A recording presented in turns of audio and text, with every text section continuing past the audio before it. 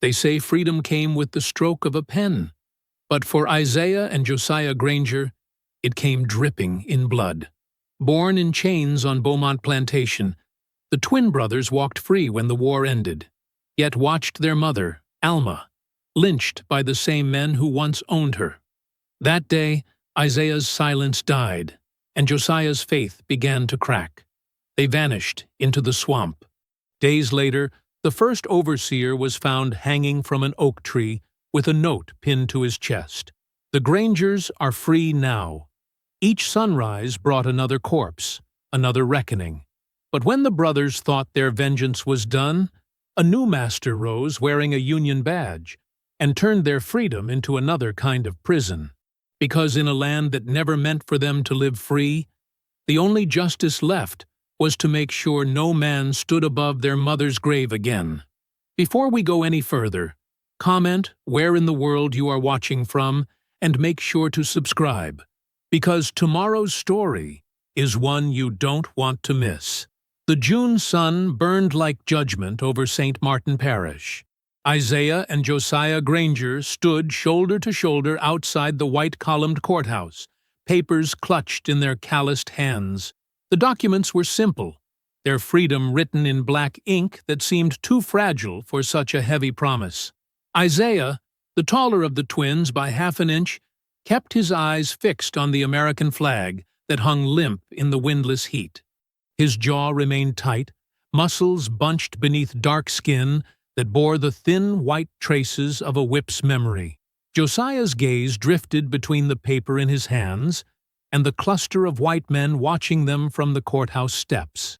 Men in fine suits and polished boots who'd signed away their ownership with reluctant pens. "My boys," Alma Granger whispered, her voice as soft as the cotton she'd picked for 30 years. Tears tracked down her weathered cheeks as her fingers worked the small brass locket that hung from her neck. "My free boys." She was a small woman, bent from years in the kitchens of Beaumont Plantation, but her eyes held a quiet dignity that never broke, even under the harshest treatment. The locket she treasured contained a single strand of hair from each son, kept close to her heart since their birth. "It don't feel real, Mama," Josiah said. Isaiah's fingers crumpled the edge of his paper. "Because nothing's changed." The courthouse bells rang noon. Down the street, former slaves moved quickly, heads down, making way for white folks who walked as if they still owned every inch of ground. Freedom had come with the Northern victory, but power remained in the same hands that had always held it. "We best get your things from Beaumont," Isaiah said to his mother, "before Barron finds some reason we can't have them." Alma nodded, tucking the locket back into her faded dress. "Just my Bible and your father's wooden comb. Nothing more." The walk to Beaumont Plantation stretched 3 miles down a dusty road lined with cypress trees, draped in Spanish moss. The twins walked protectively on either side of their mother, every step taking them back to the place that had owned them since birth. "Look at them fields," Josiah murmured, as the vast cotton acres came into view. "Still growing, still needing picking." Isaiah spat in the dirt. "And Barron still needs hands to pick it.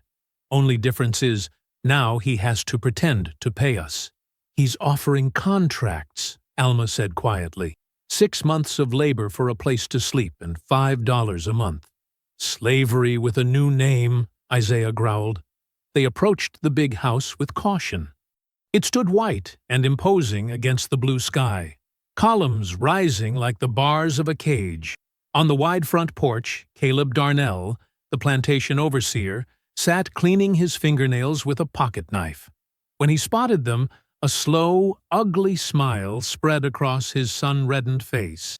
"Well, look what the Union dragged in," he drawled, standing to his full height. "The Granger woman and her troublemaking boys." "We come for my mother's things," Isaiah said, his voice level despite the rage building in his chest. "Nothing more."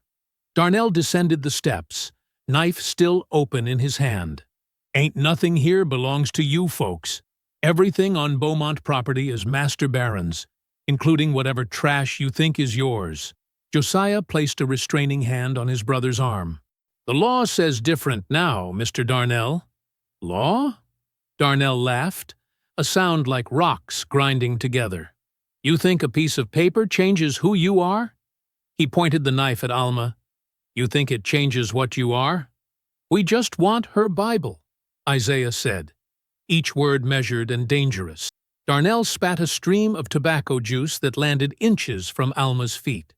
"Get her rags, if you must. Then get off this land unless you're signing a labor contract." They followed Alma to the small cabin behind the kitchen house where she'd lived for decades. Inside, she gathered her few possessions: a tattered Bible, a wooden comb, and a faded quilt she'd stitched in secret over many years. "We don't ever have to come back here," Josiah promised her as they left.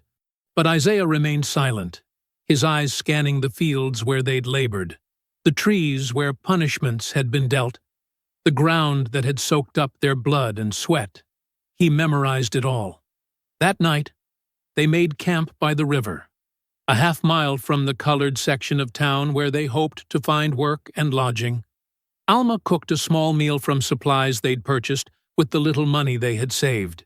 "I'll go back for more food," she said after they'd eaten, rising stiffly. "No, Mama," Josiah protested. "We'll manage." "There's scraps from the big house kitchen they throw out," she insisted. "No sense in waste when we're hungry." Despite their objections, she slipped away into the darkness toward Beaumont. Hours passed. The brothers grew worried. "Something's wrong," Isaiah said finally, rising to his feet. She should have been back. They retraced the path toward Beaumont, moving quietly through the night. As they neared the plantation, they heard shouting. "Thief!" A man's voice, Darnell's voice, cut through the darkness. "Stealing from Master Barron's kitchens!" They ran faster, but the plantation was vast. By the time they found their way to the cotton gin at the edge of the fields, a small crowd had gathered with lanterns, and there, in the sickly yellow light, hanging from the branch of a massive oak tree, was Alma. Josiah fell to his knees, a wail tearing from his throat. Isaiah stood frozen, his eyes fixed on his mother's body swaying slightly in the night breeze, a small sack of leftover food spilled on the ground beneath her. Darkness wrapped around the cypress trees like a shroud. Deep in the swamp, miles from where their mother's body still hung, Isaiah and Josiah huddled around a small fire. The smoke curled upward through gaps in the canopy, then spread like fingers between the moss-draped branches. Isaiah sat on a fallen log, his face hard as stone in the flickering light. A rusted blade, stolen years ago from the plantation's tool shed, rasped against a whetstone in his hands. Each stroke was slow and deliberate, matching the steady rhythm of his breathing. Across the fire, Josiah trembled, not from cold, but from a storm of grief that threatened to drown him. His hands clutched their mother's locket, now hanging around his neck. "The sheriff," Josiah said, breaking the heavy silence. "We need to tell him what happened." The rasping stopped. Isaiah looked up, the fire reflecting in his eyes like twin points of hell. "Sheriff Mayfield drinks with Darnell every Saturday," he said flatly. "They fought together for the Confederacy. But there's law now. Union law. You saw those men at the courthouse today," Isaiah countered, testing the blade's edge with his thumb. "Same men, different words. Nothing's changed. Mosquitoes whined around them, drawn to their blood, just as surely as they were now drawn to vengeance." Josiah slapped one against his neck, leaving a smear of blood on his dark skin. "We can't just kill a white man and hope to live," he whispered, though there was no one for miles to hear them. "We can't let Mama swing and hope to live either," Isaiah replied. The blade caught the firelight as he turned it. Not really living. Josiah closed his eyes, seeing again his mother's body outlined against the night sky, the small sack of kitchen scraps scattered on the ground beneath her feet. Food not fit for hogs, and they'd hanged her for it. "If we do this," Josiah said carefully, "we need proof first. Make sure others know why Darnell died." Isaiah nodded slowly. The truth should follow him to hell. They slept fitfully that night, taking turns to keep watch. By dawn, they had a plan. Simple, but dangerous. They would follow Caleb Darnell, learn his habits, and wait for the perfect moment. For 3 days, they tracked him. They watched from the edges of fields as he cursed and threatened the newly freed workers who'd signed labor contracts. They observed from the shadows of alleys as he stumbled drunk between the saloon and the brothel. They noted when he was alone and when he traveled with others. On the third night, Darnell and several other white men gathered at the Rusty Nail, a saloon at the edge of town where plantation owners and overseers drank away their frustrations over uppity Negroes and damned Yankees. The twins crouched beneath an open window, hidden in bushes as the men inside grew louder with each round of whiskey. "Had to show 'em all," Darnell's slurred voice carried into the night. "That Granger woman thought freedom meant taking what ain't hers." Glasses clinked. Someone laughed. "Should have seen her kicking," Darnell continued, enjoying his audience. "Thinking her precious Union papers would save her. Had to teach 'em all a lesson." Another voice chimed in. "Heard her boys got those papers, too." "Won't do 'em no good," Darnell replied confidently. "They come around Beaumont again, they'll get the same treatment." Isaiah's hands clenched into fists so tight, his nails drew blood from his palms. Josiah placed a steadying hand on his brother's shoulder, but he could feel the trembling rage building beneath his fingers. "He's confessing," Josiah whispered. "That's our proof." "It's his death sentence," Isaiah corrected. They waited 3 more hours, huddled in the darkness, as the saloon gradually emptied. Finally, Darnell emerged, swaying on his feet. He waved off offers to walk with him, insisting he could find his own way to his small house at the edge of the plantation grounds. The twins followed at a distance, moving like shadows between buildings and trees. Darnell's path took him along a stretch of road bordered by thick woods, a shortcut he'd used hundreds of times without fear. Tonight would be different. When Darnell reached the darkest section of the path, Isaiah stepped out in front of him.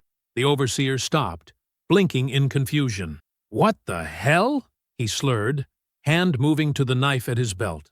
"Remember me?" Isaiah asked quietly. Recognition dawned slowly on Darnell's face, followed quickly by anger.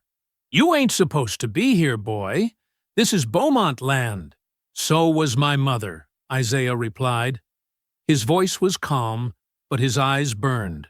Josiah stepped out from behind a tree, blocking Darnell's retreat. The overseer's head swiveled between them, sudden fear cutting through his drunken haze. "Now, listen here," Darnell started to say. Isaiah moved with the speed and force of a striking snake. The rusted blade flashed once in the moonlight, then tore across Darnell's throat. Blood sprayed into the night air, black in the moonlight. Josiah turned away, unable to watch, but unwilling to run. He heard the wet gurgle as Darnell fell to his knees, hands clutching uselessly at his opened neck, the sound of a body hitting dirt. Then silence. When he finally turned back, Isaiah was kneeling beside the dead man, pinning a small piece of paper to Darnell's bloody shirt with the overseer's own knife. "What does it say?" Josiah asked, though he already knew. Isaiah stood, wiping his hands on a rag. "The Grangers are free now." They didn't speak again until they were deep in the bayou, moving through water that reached their knees. The night air filled with the chorus of frogs and insects, nature's shroud covering the sounds of their escape. Moonlight filtered through the trees, casting silver patches on the black water. In that ghostly light, Isaiah finally broke their silence. "One down," he whispered. 3 to go. Josiah said nothing. His silence hung between them, heavier than the humid air, louder than the symphony of frogs. The weight of what they'd done, what they'd become, pressed down on his shoulders like a yoke heavier than any they'd worn in slavery. But he followed his brother deeper into the swamp, the locket with his mother's memory beating against his chest with each step. 2 days later, rain pattered against the rotting planks of an abandoned fisherman's hut. Hidden deep in the swamp where cypress knees jutted from murky water like ancient fingers, the twins had found temporary shelter. The small wooden structure leaned precariously to one side, but its roof still kept the worst of the downpour at bay. Isaiah sat cross-legged on the dirt floor, carefully counting the bullets they'd stolen months ago and hidden in a waterproof pouch.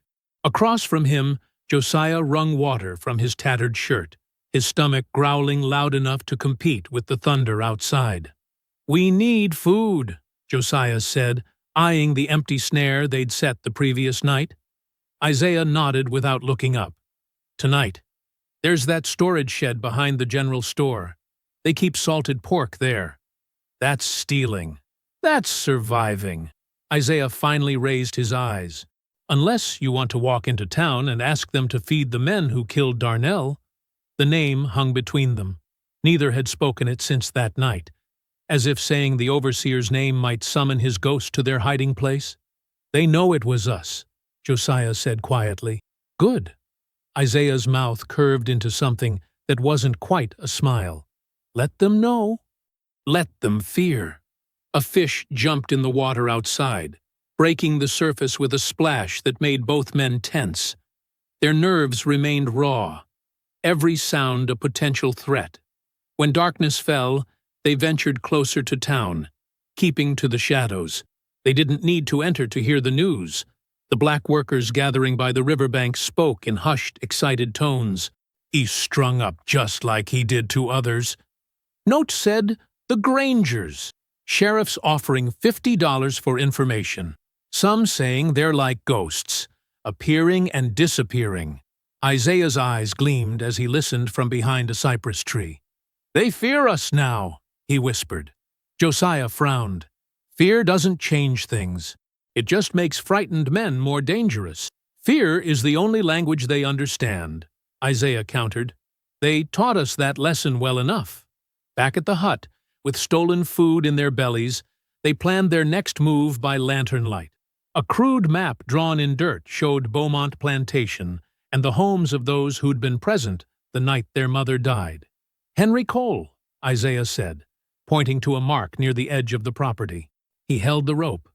Josiah winced, trying to push away the mental image. "Cole's different. He's not cruel like Darnell was. He just follows orders. He followed the order to hang our mother." Isaiah's voice was flat. "His hands may be soft, but they're still bloody." The next morning, they watched Cole's small house from the edge of a cornfield. Unlike Darnell, Cole was careful, methodical, a quiet man who kept to himself.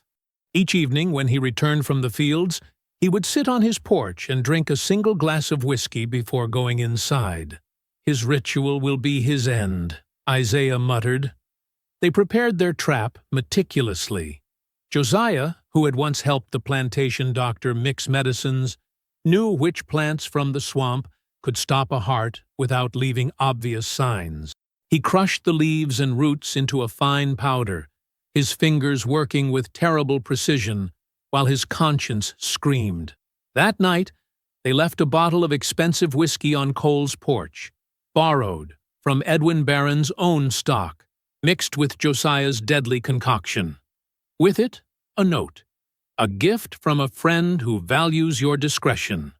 From the shadow of a tool shed, they watched Cole discover the bottle.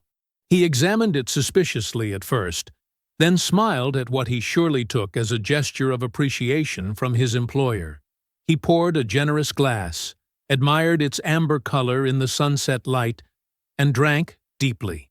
Within minutes, he clutched his chest. The glass shattered on the porch floor. His eyes bulged as he tried to call for help, but only managed a strangled gasp before collapsing. No one saw the twins slip away, but by morning the whispers had grown louder. The Ghost Twins, the Granger Vengeance. Some said they could walk through walls, appear in locked rooms, vanish in plain sight. "Two down," Isaiah said, as they crouched in tall grass. watching funeral preparations from a distance. Josiah stared at his hands, as if expecting to see them stained. "We're becoming what we hated," he whispered. "We're becoming what we need to be," Isaiah corrected. "They made us this way." Their final targets shared quarters in the cotton barn. Two field bosses who'd held their mother, while Darnell slipped the noose around her neck. Under cover of night, the twins splashed coal oil around the barn's perimeter and set it ablaze. The dry wood caught quickly, orange flames leaping toward the sky. Inside, men shouted in panic, but the doors had been barred from the outside. Watching from the tree line, Josiah trembled. "They're burning alive!" "Like the souls in hell," Isaiah replied, his face illuminated by the distant flames. "Where they belong." Only Edwin Barron remained, the plantation owner who had ordered their mother's punishment. They found him trying to flee in a carriage, his belongings hastily packed as smoke still rose from his cotton barn. The twins emerged from the darkness like vengeful spirits, pulling him from the driver's seat. His cries for help went unanswered. His workers had fled, his overseers dead, his power vanished like morning mist. They dragged him deep into the swamp, to a place where cypress roots formed a natural cage at the water's edge. They bound him there, just high enough that the rising tide would reach his chin before covering his mouth. "Please," Barron begged, his southern drawl thickened by terror. "I'll give you money, land, anything." "Our mother begged too," Isaiah said, checking the ropes. "Did you listen?" "The water rises slow here," Josiah added, his voice hollow. "You'll have hours to remember what you did." They left him there, his pleas fading behind them as they walked away. By dawn, the water would have done its work, delivering a death far more merciful than what they'd wanted to give. Standing on a ridge as the first light broke over the horizon, the twins watched smoke still curling from what remained of Beaumont Plantation. Behind them lay the swamp, where Edwin Barron had taken his final breath. Before them stretched a world suddenly empty of the men who had taken everything from them. Isaiah's face softened for the first time since their mother died. A faint smile played at his lips as he exhaled slowly. "Now, we are free." Beside him, Josiah stared at the smoking ruins, feeling the weight of all they'd done pressing down on his soul. The deaths, the fire, the drowning. Justice had been served, but at what cost? "Then why?" he murmured, clutching their mother's locket. "Do I still feel chained?" Morning crept over the Louisiana bayou with reluctant fingers of pale gold light. The twins huddled at the edge of a clearing, watching smoke still rise from the blackened skeleton of Beaumont Plantation. The main house stood partially intact, its white columns now charred and crumbling like rotted teeth. The cotton barn was nothing but ash. "Hungry?" Isaiah asked, breaking the silence. He held out a small cloth bundle. Josiah took it without speaking. Inside were cornbread muffins, slightly burned on the outside, but still soft within. They'd scavenged them from the abandoned kitchen house, where panicked servants had left food half-prepared when the fire spread. "Eat quickly," Isaiah said between bites. "We should be miles from here by noon." Josiah chewed slowly, watching the plantation. "Where will we go?" "West, maybe. Texas. They say a black man can disappear there." Isaiah brushed crumbs from his shirt. "Or north to Chicago." A distant sound made them both freeze, the steady drum of hoofbeats, growing louder by the second. They crouched lower in the tall marsh grass, barely breathing. Around the bend in the road came a patrol of 6 men on horseback. Blue uniforms, rifles balanced across their saddles. Union soldiers. At their head rode a tall man whose posture suggested authority, his back rigid as a fence post. "Reconstruction Patrol," whispered Josiah. "They're looking for us." The leader reined his horse to a stop directly in front of the ruined plantation. He removed his hat, revealing close-cropped sandy hair and a beard trimmed with military precision. His eyes swept the devastation with cool calculation. "Captain Drummond," one soldier said, pointing to something on the ground.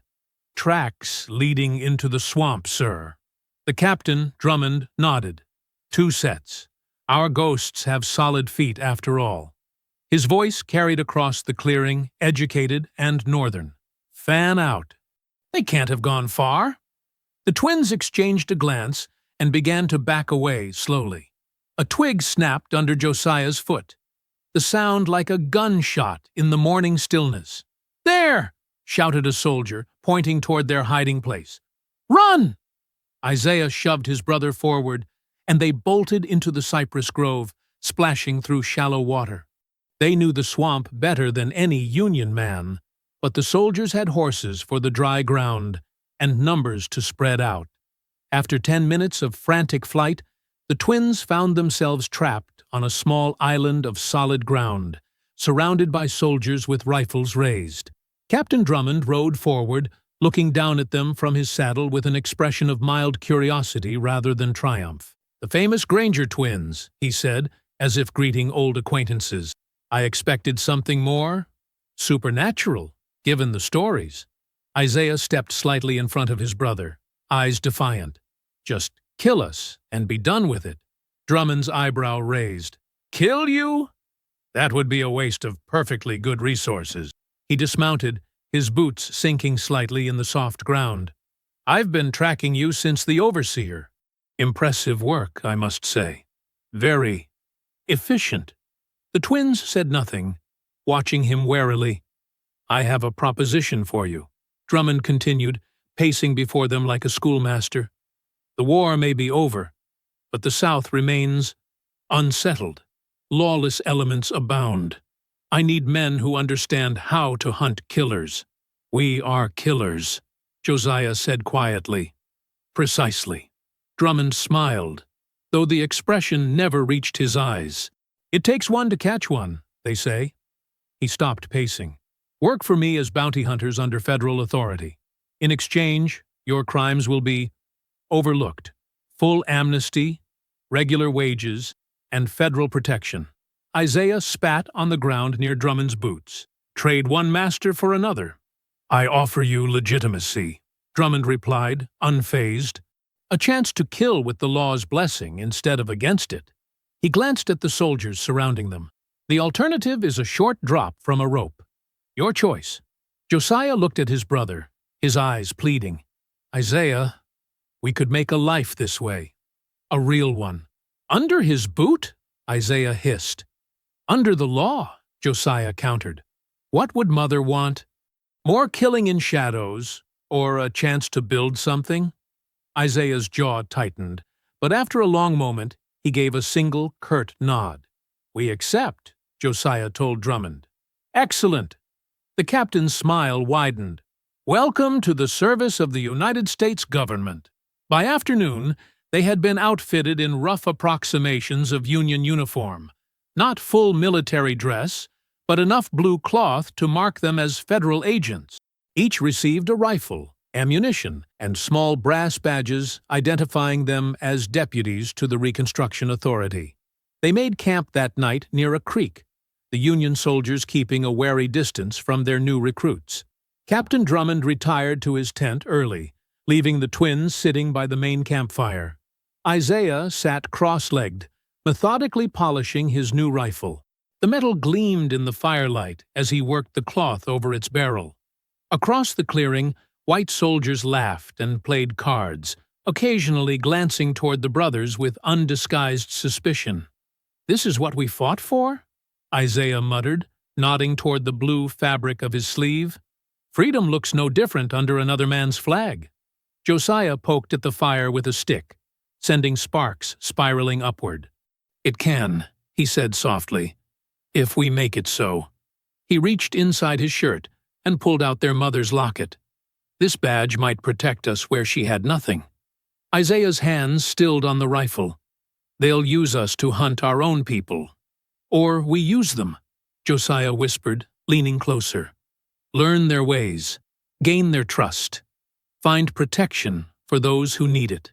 For a moment, something like hope flickered across Isaiah's face. Then his expression hardened again as he resumed his polishing. "Either way," he said, checking the rifle's sight, "I'll be ready when the time comes." Around them, the night deepened. The soldiers' laughter grew louder, more raucous. Captain Drummond's shadow moved across the wall of his tent as he studied papers by lamplight.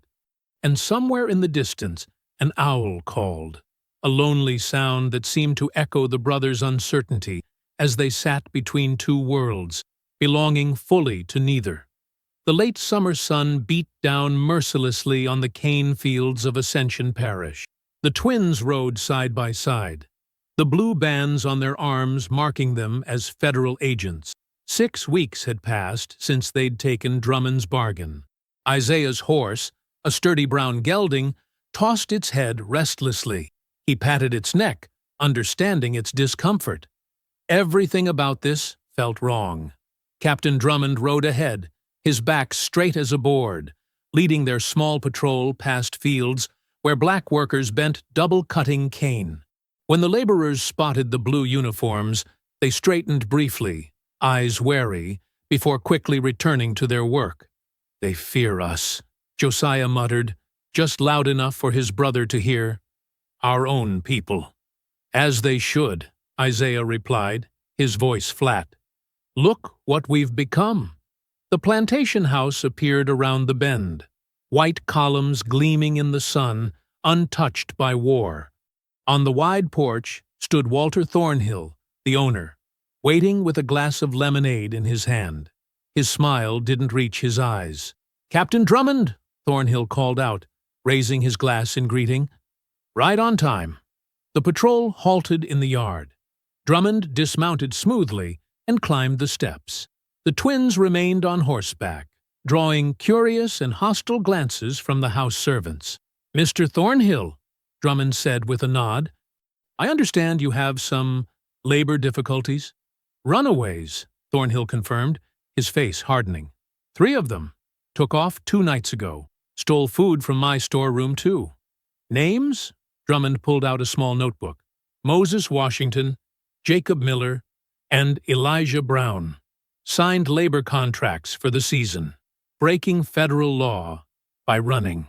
Thornhill's gaze flicked to the twins. "Those 2 know the type. Send them after their own kind." Isaiah's knuckles whitened on his reins. Josiah nudged his horse closer, a silent warning. Drummond turned to the brothers. "You heard the man. Find them. Bring them back alive, unless they resist." They followed tracks to a small settlement 3 miles from the plantation.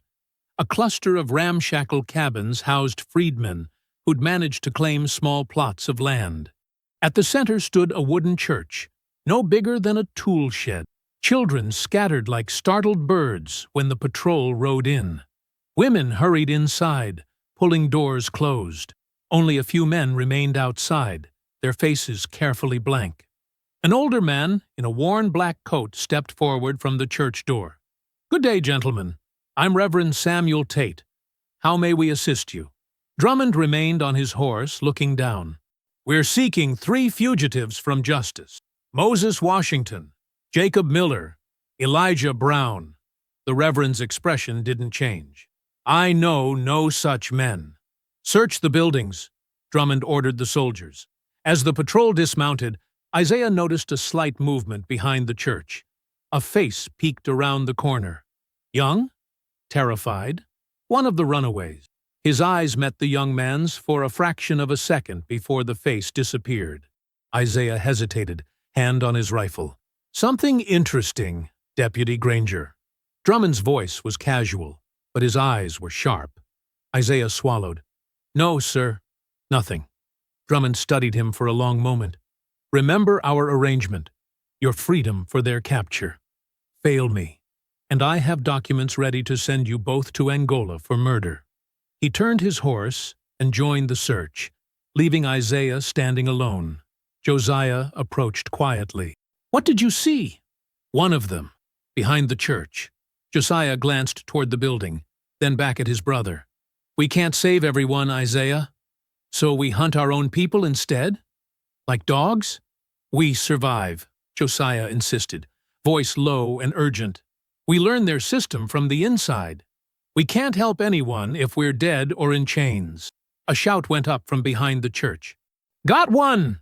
2 soldiers dragged a young man forward, barely 20, thin and wild-eyed with fear. Jacob Miller, according to the papers Drummond held. Where are the others? Drummond demanded. The young man shook his head, lips pressed together. Drummond sighed as if disappointed. He drew his revolver and pointed it casually at Miller's knee. I won't ask again. I don't know, Miller cried. We split up after leaving. Please! The Reverend stepped forward. This boy has done nothing but seek fair wages. His contract is not your concern. Drummond cut him off. The law is the law. A law that keeps us in chains still, the Reverend replied. Just without the medal. Drummond's expression hardened. Search him too. Probably hiding the others. Isaiah felt sick as they bound the Reverend's hands. The old man didn't resist, merely looked at the twins with something between pity and disappointment. They found Moses Washington hiding in a root cellar. The third man, Elijah, had apparently gotten away. As they prepared to leave with their prisoners, Washington made a desperate break, shoving a soldier aside and running for the tree line. Drummond raised his rifle without hesitation and fired. The shot cracked through the humid air. Washington fell face first in the dirt. Isaiah flinched. Josiah went pale. Resisting arrest, Drummond announced, lowering his rifle. Note it in the report. That night, they camped in a clearing by the road. The surviving prisoner and the Reverend sat bound near the fire under guard. Drummond had insisted on arresting Reverend Tate for abetting fugitives. When the captain was occupied with the soldiers, Isaiah approached the prisoners with water. The Reverend accepted with dignity, but his eyes bore into Isaiah. My mother raised me to know right from wrong, the Reverend whispered. I wonder what yours would think of this. Isaiah looked away, unable to answer. Later, alone by the edge of camp, Isaiah pulled a small notebook from inside his jacket. He carefully wrote 3 names: Moses Washington, Jacob Miller, Reverend Samuel Tate. He'd been keeping the list since their first patrol. 37 names now. Men and women they'd captured or helped punish. Some guilty of nothing more than seeking fair treatment. When he finished writing, he drew his knife and carefully carved another notch on his rifle stock. The wood was beginning to show a row of small marks. Josiah found him there, staring at the rifle in the fading light. What are you doing? He asked. Remembering, Isaiah replied, running his thumb over the notches. The cicadas had begun their nightly wail, filling the darkness with their desperate chorus. One day, Isaiah muttered, I'll carve these names into the men who made them slaves again. Chains rattled with each step as the prisoners shuffled down the dirt road. The evening air hung thick and wet, wrapping everything in a blanket of humid heat. Mosquitoes swarmed in clouds above the nearby marsh. The setting sun painted the sky blood red behind the trees. Isaiah and Josiah rode on either side of the prisoners, 3 men and a woman, all with downcast eyes and sweat-soaked clothes. Their crime, leaving a plantation before their contract was complete. Captain Drummond led the procession, his back straight in the saddle. They were 5 miles outside Baton Rouge, heading toward the converted warehouse Drummond used as headquarters and temporary jail. Keep moving, one of the other deputies barked when a prisoner stumbled. The man was older, with graying hair and a limp. Isaiah dismounted without a word and helped him up. Thank you, the man whispered. Eyes forward. No talking. Drummond called back without turning around. Isaiah remounted, jaw tight. 6 weeks of this work had hollowed him out. Each capture, each arrest, each new face added to his growing list of names. All of it felt like another betrayal of their mother's memory. As they approached the outskirts of town, they passed a general store with several men sitting on the porch. The shopkeeper and a well-dressed merchant were deep in conversation, their voices carrying in the evening stillness. Shipments due Tuesday, the merchant was saying. 50 new workers for the camp upriver. Drummond finds them quick enough, the shopkeeper replied. The merchant laughed. Man's efficient. I'll give him that. Those northern investors are pleased with the numbers. Labor costs almost nothing when it's working off debts. Isaiah slowed his horse, straining to hear more. You know who's running it all now? The merchant continued, lowering his voice slightly. Barron's boy. The one they said was killed in that plantation fire. Turns out he was up north the whole time, making new connections. Now he's back, with Union friends and twice the money. Isaiah's blood turned cold. Barron's son, alive. The camp opens next month, the merchant finished. They're calling it Restoration Labor Enterprise. Pretty name for the same old business, if you ask me. Drummond looked back, noticing Isaiah had fallen behind. Deputy Granger, keep up! Isaiah spurred his horse forward, mind racing. The son of the man who'd ordered their mother's death, the man they thought they'd killed, was not only alive, but continuing his father's work under a new name. At the compound, they processed the prisoners efficiently. Iron bars, sparse meals, and paperwork, the machinery of a new kind of bondage, stamped with federal approval. When the others had gone to eat, Isaiah slipped into Drummond's office.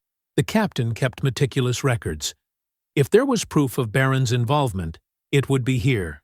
His fingers worked quickly through stacks of documents. Supply orders, prisoner transfers, financial agreements. There, a leather portfolio marked RLE Investment. Inside were contracts and ledgers, each page bearing a signature at the bottom. Ambrose Barron. Isaiah studied the signature, memorizing its loops and curves. There was no mistake. The son lived while their mother lay cold in the ground.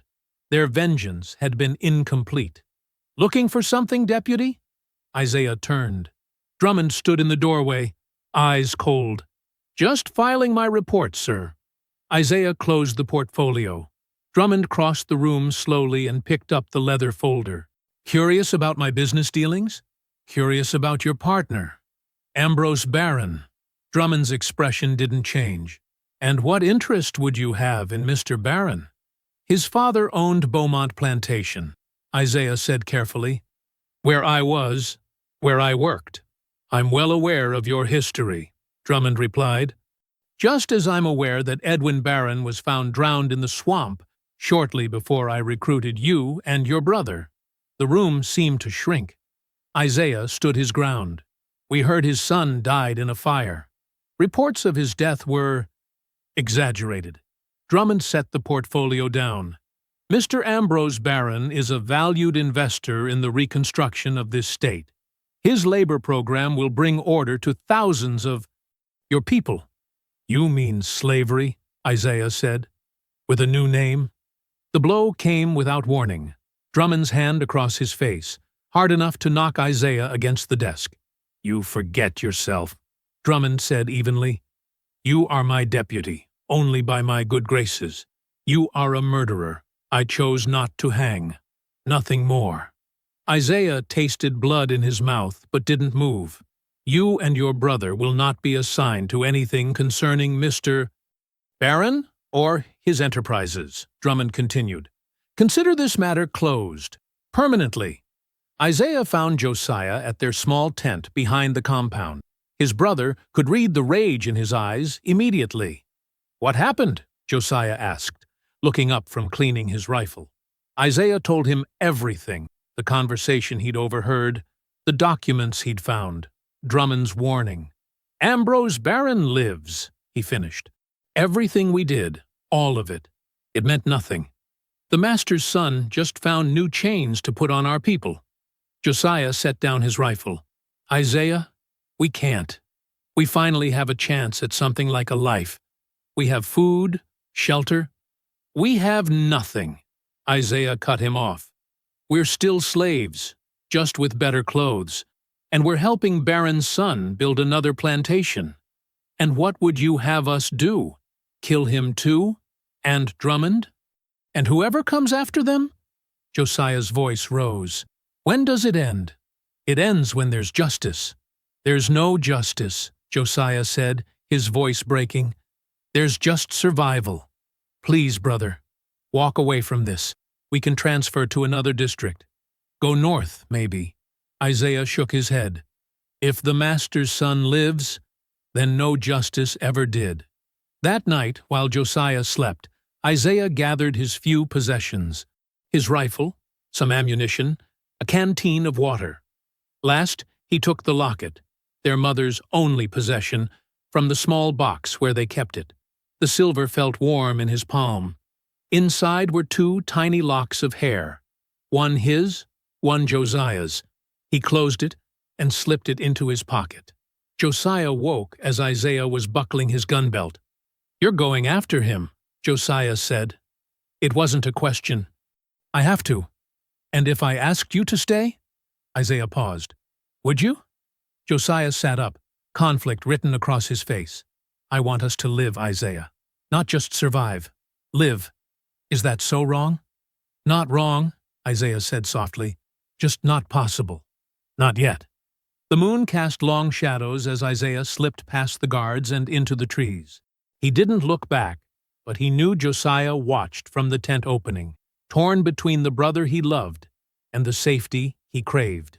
The weight of his mother's locket pressed against his chest with each step into the darkness. 2 days had passed since Isaiah vanished into the night. The morning sun cast long shadows across the compound as Josiah woke to commotion outside. Men's voices, horses snorting, boots stomping on packed earth. He sat up quickly, heart pounding. Had Isaiah returned? He pulled on his boots and stepped outside. A group of deputies clustered around Captain Drummond, who stood tall in the center, reading from a telegram. "Captured near Bayou St. John," Drummond was saying, carrying false papers and a loaded weapon. Josiah pushed through the crowd. "What's happening?" The deputies fell silent. Drummond folded the telegram carefully, his eyes meeting Josiah's with cold satisfaction. "Your brother has been apprehended," he said. "Attempting to reach New Orleans, it seems." Relief washed over Josiah. Captured meant alive. "Where is he? When will they bring him here?" Drummond's smile thinned. "He won't be returning to us, Deputy Granger." The relief evaporated. "What do you mean?" "Walk with me." Drummond gestured toward his office. Inside, with the door closed, Drummond poured himself whiskey from a crystal decanter. He didn't offer any to Josiah. "Your brother is a fugitive and a known murderer," Drummond said, settling behind his desk.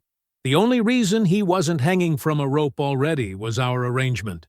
An arrangement he broke." "Where is he?" Josiah demanded, hands balling into fists at his sides. "I've authorized his transfer south." Drummond sipped his whiskey. "Angola Plantation. The state has converted it to a prison farm.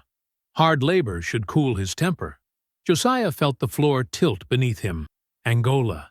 Everyone knew that name. The old sugar plantation had become a death sentence for the men sent there. Few returned. "You can't do that," he whispered. "We had a deal." "Which your brother violated. You're lucky I don't send you to join him." Drummond set down his glass. "Consider this generous mercy, Deputy. Your brother lives, and you retain your position here, provided you remain cooperative." "For how long?" Josiah asked, his voice hollow. "How long will they keep him?" Drummond shrugged. 5 years, perhaps 10. Depends on his behavior, though I'm told few last more than 3 in Angola. The work is demanding." The room seemed to close in around Josiah. His brother was gone, sent to die in a labor camp, while he stood here, safe in his deputy's uniform. The weight of his cowardice pressed down like stones on his chest. "You sold him," Josiah said, the realization breaking through his shock. "You sold him back into slavery." Drummond's face darkened. "Watch your tongue, boy. I enforced the law on a criminal. He's lucky I didn't sign his death warrant." "His name is Isaiah Granger," Josiah said, voice rising. "Not boy, not criminal. A free man with papers to prove it." "Not anymore." Drummond stood slowly. His papers list him as John Smith, vagrant and thief. No one at Angola knows differently. No one there cares. Something snapped inside Josiah. He lunged across the desk, grabbing Drummond by the collar. "You evil!" The blow caught him across the temple. Josiah stumbled backward as Drummond drew his pistol. "That's enough!" Drummond's voice cut through the ringing in Josiah's ears. "One more word, and you'll join him with a bullet in your leg." Two deputies burst through the door, drawn by the commotion. "Get him out of here," Drummond ordered, "and strip him of his badge." Deputy Granger needs time to consider his future. They dragged Josiah outside, throwing him to the ground in front of the other men. One ripped the badge from his shirt. "Let this be a lesson," Drummond announced, standing in the doorway. "Loyalty is rewarded. Defiance is punished." That night, Josiah lay on his cot, staring at the canvas ceiling. The weight of his betrayal crushed his chest. He had chosen safety while his brother chose justice. Now Isaiah would die in chains because Josiah had been too afraid to stand beside him. No more. As the camp fell silent, Josiah gathered his few possessions: the extra uniform, his knife, the small wooden figure Isaiah had carved years ago, two boys standing back to back. He crept to the stables. The night guard dozed against a post. Josiah moved silently past him, selecting the fastest horse, Drummond's own chestnut mare. Within minutes, he was riding south, the starlight guiding him. By dawn, he'd need to be far enough to avoid immediate capture. After that, he'd need a disguise. Angola was 3 days' hard ride. He stopped briefly at a creek crossing to water the horse. As he waited, voices drifted from the nearby trees. A small camp of freedmen traveling north. "Heard it from my cousin who works the kitchen there," one was saying. "Says there's a ghost in Angola. A man who can't be broken." Josiah moved closer, keeping to the shadows. "What kind of ghost?" another voice asked. "The vengeful kind. They whipped him 20 lashes his first day for talking back. Next morning, he stood like nothing happened. Week later, 3 men escaped during his work detail. Guards couldn't prove he helped, but everyone knows. He got a name, this ghost? They call him Smith in the books. But the others, they whisper another name. One of the twins who hung the masters. Josiah's heart pounded. Isaiah was alive, and already becoming legend again. "They say he whispers to the others at night," the man continued. "Plans. Tells them which guards are weak, which paths are safe. 4 more escaped last week." "He'll hang for sure," someone murmured. "Can't hang a ghost," came the reply. "Can't break a man already broken. That's what makes him dangerous." Josiah slipped away, leading the horse until he was out of earshot. Pride and fear battled in his chest. His brother lived, but for how long? By first light, he'd reached a small trading post. He traded his deputy's clothes for simple workman's garb and a wide-brimmed hat. To anyone looking, he was just another freedman seeking work. When he rode out again, the rising sun burned away the river mist. The road to Angola stretched before him, winding alongside the Mississippi. In the distance, barely audible over the horse's hoofbeats, came the rhythmic clanking of chains. Josiah urged the horse forward, his brother's wooden carving tucked safely against his heart. The Angola prison farm rose from the Mississippi floodplain like a monument to suffering. Row upon row of men in striped uniforms bent double in cotton fields stretching to the horizon. Guards on horseback watched from the perimeter, rifles glinting in the harsh summer sun. Isaiah Granger's back was a web of scars, his wrists raw beneath iron shackles. 2 years of hard labor had hollowed his cheeks, but hardened his resolve. Each morning, he joined the chain gang shuffling to the fields. Each night, he whispered plans in the darkness of the barracks. The day began like any other. A horn blast at dawn. Cold gruel ladled into tin bowls. The clang of chains being connected for the march to the fields. "Move out, animals!" shouted the guard captain, a red-faced man named Hatcher. Isaiah shuffled forward with the others, his eyes downcast but watchful. The man chained beside him stumbled, and Isaiah caught him before he fell. "Careful, brother," Isaiah whispered. "Tonight's the night. Need you strong." The man nodded slightly, straightening his back. In the fields, the sun beat down mercilessly. Isaiah worked methodically, pulling cotton until his fingers bled, passing water to weaker men when guards weren't looking. The overseers called him Smith, the false name Drummond had given him, but among the prisoners he was known simply as the Ghost, the man who couldn't be broken. "Water break!" yelled a guard eventually. The men gathered around rusty buckets. Isaiah spotted the new supply wagon rolling through the gates. His heart quickened. Right on schedule. The driver wore a wide-brimmed hat pulled low, but Isaiah would know that profile anywhere. Josiah had made it. That evening, as the prisoners returned to their barracks, Isaiah brushed against a kitchen worker, another member of their secret network. "The supplies are stored," the man whispered. "Driver left something special in the flour sacks." Isaiah nodded. For months he had been building a network among the prisoners, identifying those with courage and strength. Small acts of rebellion had tested the guards' responses. A tool missing here, a delay there. Tonight would be different. After the evening meal, the sky darkened with approaching storm clouds. Perfect timing. Guards hated patrolling in the rain. In the crowded barracks, Isaiah moved between the bunks, touching shoulders, exchanging nods. The message spread silently. Tonight. "Lights out!" bellowed the night guard, locking the door from outside. In the darkness, Isaiah retrieved the small metal file hidden in his mattress. Beside him, others did the same with tools smuggled in over weeks. The storm would mask their work. The first raindrops hit the roof as thunder rumbled in the distance.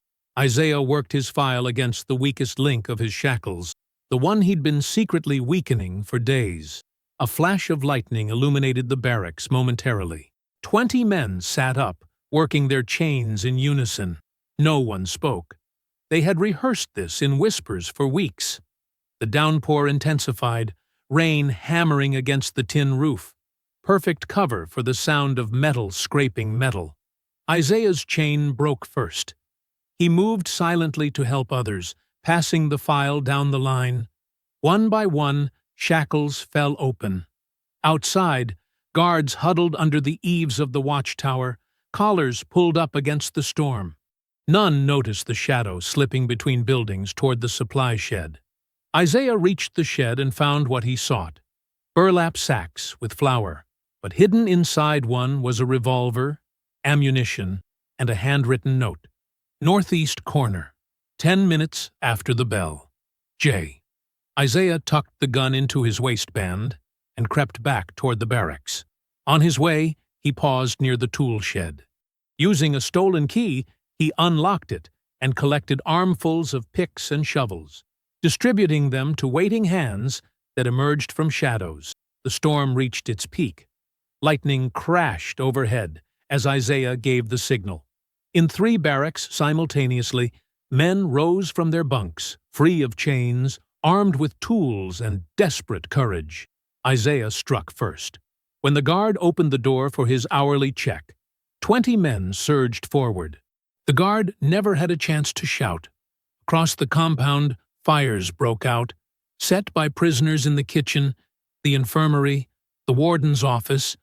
Confusion spread like the flames themselves. Guards rushed from the watchtower into the driving rain, disoriented by smoke and darkness. They were met by men who had spent years storing rage for this moment. Isaiah moved through the chaos, directing groups toward the northeast fence, the section Josiah had identified as weakest. There, as promised, Josiah waited with wire cutters and horses tethered in the woods beyond. The brothers' eyes met through the fence. No words were needed. In seconds, Josiah had cut an opening large enough for a man to squeeze through. "This way!" Isaiah shouted over the storm, guiding the first group toward freedom. Guards fired wildly into the night, but the rain and smoke made accurate shooting impossible. More barracks emptied. More fires spread. Isaiah was the last to leave, ensuring every man who could walk had a chance to escape. 37 men disappeared into the swamp that night, following Josiah's lead toward the bayou where boats waited. As the prison burned behind them, Isaiah and Josiah stood side by side in the pouring rain. Lightning flashed, illuminating their faces, so alike yet marked differently by their journeys. "I thought I'd lost you," Josiah said, clasping his brother's shoulder. "Death couldn't hold Mama. Chains couldn't hold me." Isaiah's voice was rough from disuse. "But this isn't finished." The flames from the prison cast an orange glow against the storm clouds. Men were already moving toward the boats, toward a freedom many had stopped believing in. "It's not over," Isaiah said, staring back at the burning buildings. "Not until no man stands." 3 days later, a caravan of weathered farm wagons rolled slowly along the back roads to New Orleans. Beneath canvas covers and piles of hay, 37 men lay hidden, the ghosts of Angola, risen from their chains. Isaiah and Josiah rode alongside the lead wagon, their faces shadowed beneath wide-brimmed hats. The countryside had changed since they'd last seen it. Union flags flew over crossroads, but the eyes of black travelers still lowered when white men passed. "You sure about this information?" Josiah asked quietly. Isaiah nodded. "The warehouse foreman we freed confirmed it. Drummond and Barron meet tonight to ship 40 men south to the sugar plantations in Cuba. Men with paper contracts they can't read, signed with marks they never made," Josiah added bitterly. They had sent the other escaped prisoners ahead, with trusted guides, former slaves who knew the secret routes north. But 7 men had refused to leave, choosing instead to follow the twins to New Orleans. Men with nothing left to lose. By dusk, they reached the outskirts of the city. Gas lamps flickered along the main streets, but the warehouse district by the river remained shrouded in darkness, perfect for their purposes. "The meeting is at midnight," Isaiah said, as they gathered in an abandoned sugar mill. "Drummond brings the prisoners. Barron brings the money and the ship captain. One of the freed men, a giant named Moses with a back cross-hatched by whip scars, tested the edge of his blade. And we bring justice. Remember," Josiah cautioned, "we need to free the men first. No shooting unless necessary." Isaiah checked the revolver Josiah had brought him. "Some men only understand the language of violence they taught us." As the church bells struck 11, they moved toward the river. The warehouse district smelled of fish, coffee, and rot. Rats scurried between crates as the men split into pairs, taking positions around an old brick building with Crescent Shipping painted on its side. Isaiah and Josiah crouched behind cotton bales near the rear entrance. Through a grimy window, they could see lanterns being lit inside. Shadows moved across the walls. "There," Isaiah whispered, pointing to a group approaching from the docks. Captain Silas Drummond led the way, dressed in his Union blues despite the late hour. Behind him shuffled a line of black men, chained together at the ankles, guarded by 4 armed men. Isaiah's hand tightened on his gun. "Not yet," Josiah hissed, holding his brother's arm. From the opposite direction came another group, well-dressed businessmen led by a slender figure whose posture spoke of wealth and arrogance. Even in the darkness, the twins recognized Ambrose Barron. The prisoners were herded inside. The twins waited until the door closed, then signaled to the others. 2 men slipped toward the guards stationed outside, silencing them with quick, practiced movements. Another pair secured the horses. Isaiah and Josiah moved to the side entrance. Through a crack in the door, they could hear Drummond's voice. 40 prime workers, just as promised. All guilty of various crimes against the state, sentenced to labor contracts. Barron's voice was refined, educated, the voice of a man who'd never known real work. "Excellent. My Cuban partners will pay top dollar. They don't care about paperwork, only strong backs." Isaiah pushed the door open silently.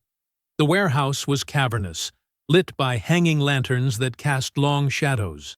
Prisoners huddled against one wall, guards standing over them.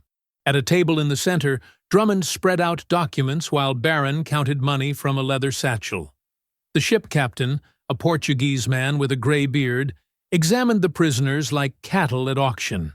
"Now," Isaiah whispered. The attack came from all sides at once. The 7 freed men burst through doors and windows, overwhelming the guards before they could fire their weapons. Isaiah and Josiah headed straight for the table. Drummond reached for his pistol, but Isaiah was faster. He slammed the captain against the wall, pressing his forearm against the man's throat. "Remember me," Isaiah growled. Recognition dawned in Drummond's eyes, followed by fear. "Smith? Impossible! My name is Isaiah Granger, and you sold the wrong man south." Across the room, Josiah cornered Barron, who had tried to flee. The slender man stumbled backward, hands raised. "Please," Barron stammered, "whatever he's paying you, I can double it." Josiah grabbed him by his fine linen collar. "You don't remember me either? The quiet twin who used to shine your father's boots?" The warehouse erupted into controlled chaos. The freed men quickly subdued the remaining guards, then broke the chains of the prisoners. The Portuguese captain tried to escape, but was caught at the door. Isaiah dragged Drummond to the center of the warehouse, forcing him to his knees. "Tell them," he demanded, gesturing to the freed prisoners gathered around. "Tell them how the law works for men like you." Drummond's face reddened with rage and fear. "The law bends for those who can buy it," he spat. "Always has, always will." Isaiah spotted a coil of rope on a nearby hook. Union issue, like the ones used to hang deserters during the war. With deliberate slowness, he took it down and formed a noose. "The law bent for you when you sold free men into bondage," Isaiah said, looping the rope around Drummond's neck. "Let's see if your neck bends as easily." Josiah forced Barron to watch as Isaiah pulled the rope tight. Drummond's eyes bulged, his hands clawing uselessly at the noose. The captain's face purpled, then went still. "This is barbaric," Barron whispered, trembling. "I'm a businessman, not a murderer." "Look at them," Josiah ordered, turning Barron to face the men he'd planned to ship to Cuba. "Each one has a name. Each one had a life you stole." "I have money," Barron pleaded. "I can make amends." "Like your father did?" Isaiah asked, approaching with the bloodied rope. "There are no amends for what your family has done." They bound Barron's hands and marched him outside to the dock. The Mississippi flowed dark and swift, carrying debris from upstream. "Please," Barron begged, tears streaming down his face. "I have children." "So did the women your father sold," Isaiah said, tying Barron to an empty barrel. "So did our mother." With a single push, they sent him into the current.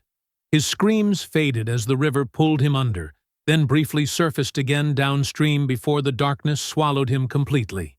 Back in the warehouse, the freed men gathered the ledgers and contracts, paper chains that bound hundreds more in legal slavery.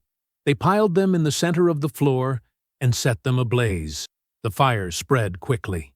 The men fled into the night, disappearing into the shadows of New Orleans with new names and new chances. Isaiah and Josiah walked to the edge of the dock as flames illuminated the sky behind them. The river flowed on, indifferent to the night's justice. Isaiah looked at the rifle in his hands, the one Drummond had given him, the one that had made him a hunter of his own people. Without hesitation, he dropped it into the current. The weapon made barely a splash before the Mississippi claimed it. As the first light of dawn broke over the river, painting the water in shades of gold and blood, Josiah turned to his brother. "What now?" he asked softly. Isaiah watched the burning warehouse, thinking of their mother's gentle hands and fierce spirit. "Now we build something worth her name." The road stretched before them like a promise, north toward Tennessee, away from the smoke and blood of New Orleans. Autumn had turned the trees to gold and crimson, a beauty that seemed almost cruel against their memories. The twins walked in silence, each step taking them farther from their past. Josiah carried a canvas sack filled with books salvaged from a burned Union schoolhouse, primers, arithmetics, and a worn Bible. Isaiah traveled lighter, carrying nothing but their mother's locket around his neck. They stopped at a crossroads where the path split, one road continuing north, the other veering west into the hills. A wooden sign, weather-beaten and barely legible, pointed toward small settlements in both directions. "This is where we part," Isaiah said, his voice low and certain. Josiah nodded, though pain flashed in his eyes. "You won't come with me?" "Can't build something with these hands," Isaiah replied, looking down at fingers that had known only work and war. "Not yet." The brothers stood facing each other, mirror images now divided by different visions of justice. The morning sun cast their shadows long against the dirt road. "They're still men in chains," Isaiah continued. "Paper chains, debt chains, different names for the same evil." Josiah gripped his brother's shoulder. "And you'll break them all?" "As many as I can," Isaiah answered. "While you build something better." They embraced, holding each other tight, as though memorizing the feeling. Then, without further words, they separated, Josiah heading north, Isaiah west. Neither looked back. Weeks turned to months, then years. Josiah found a small valley town near the Tennessee border, where a community of freedmen had settled. There, he opened a school in an abandoned carpenter's shed, with nothing but his salvaged books and fierce determination. The children came tentatively at first, 7 students on the opening day, sitting on rough wooden benches while Josiah taught from a hand-copied alphabet chart. By the end of that first month, he had 23 pupils, ranging from 4 to 60 years old. "Letters are freedom," he told them daily. "Knowledge is power no one can chain." At night, he carved new benches and patched the leaking roof. During harvest season, he worked the fields alongside his students' parents. When winter came, they all brought what wood they could spare to keep the schoolroom warm. With the help of the community, Josiah expanded the shed into a proper schoolhouse. On the day they laid the foundation stone, he worked alone after everyone had gone, carefully carving 2 names into the granite. For Alma Granger. Her sons made sure no man stood above her grave again. Meanwhile, whispers spread throughout the southern states of a ghost who appeared in the night. Debt laborers would wake to find their overseers bound and their chains broken. Corrupt judges discovered their courthouse records burned. Prison camps reported mysterious fires and missing prisoners. Some called him the Freedom Ghost. Others, who remembered older legends, whispered about the twin who never died. In Mississippi, a sharecropper told of a stranger who helped his family escape when the landowner tried to claim they owed another year of labor. "He had eyes that burned like judgment," the man recalled. Said his mother taught him that freedom ain't free, but the price was already paid. In Georgia, 3 men testified that their prison transport was ambushed by a lone rider who freed 20 men bound for the coal mines. "He wore our mother's memory like armor," one said, "left nothing behind but broken chains." The years weathered the country. The promises of Reconstruction collapsed under the weight of compromise and neglect. Jim Crow laws replaced slave codes. The hope of true freedom receded like a dream upon waking. Yet Josiah's school endured. As his hair grayed and lines deepened around his eyes, his determination never wavered. He taught generations of children not just letters and numbers, but history, true history, including their own. "Remember the cost of silence," he would tell them. "Remember the price of freedom." Each year on the anniversary of Alma's death, Josiah would place wildflowers on the foundation stone and stand in silence, wondering if somewhere Isaiah did the same. 10 years passed, then 20. On a crisp autumn day in 1888, An elderly white traveler stopped his wagon outside Josiah's schoolhouse.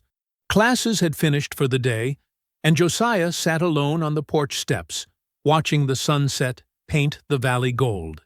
The traveler approached slowly, leaning on a walking stick. His clothes spoke of modest wealth, his bearing of education. "Pardon me," the man called.